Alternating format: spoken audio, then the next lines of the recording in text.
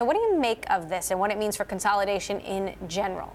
Well, the interesting story on this one in particular, of course, is the political angle around CNN. So is this part of a broader trend, or is this because the president doesn't like CNN? I have to wonder if it's more about the CNN side of things, to be honest with you, because I really think that seems to drive this discussion. Because if you look back at Comcast and the NBC deal, that went through before.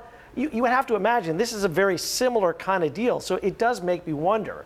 I think there are other legitimate concerns. The Qualcomm Broadcom story is a much more interesting one, and as you guys discussed, that one is a lot more concerning for a lot of reasons, because the fact that there is Wi-Fi and connectivity in almost everything, and to have such a dominant force of a single supplier there, I think that's bad news. And yet we saw the CEO of Broadcom, Chang, doing a photo op with the president. Well, of course. I mean, he's got to play every angle he can. Right. But, my concern particularly with that one is the fact that Broadcom is seen as more of a cost-cutting kind of a company, and Qualcomm really makes an effort to do a lot of interesting, innovative technology. And there's a lot of concerns within the industry that if Broadcom was to come along, it would have a really negative impact on Qualcomm, let alone the whole Apple discussion and things like that. But just in terms of what Qualcomm has done to drive the industry on a lot of different areas, there is a concern that the Broadcom thing could really squelch that. And I think that's, a particularly bad side. That said, Qualcomm is in a very tough spot right now. They are in a tough spot. It's a very interesting political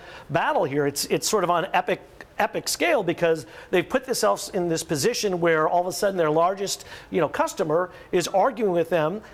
They've got this other deal that they really want to pull in that helps them get into the automotive side of the world and some other very interesting areas, and so people see a weakness and they pounce, right? It's classic kind of aggressive tactics here. But I really think that in the long run, there's still a lot of value in Qualcomm that's not being necessarily reflected in the share price. And that's, I think, their best argument up, into the future is going to be, look, we've got more value here, we have more potential here, and that's going to make this acquisition tougher.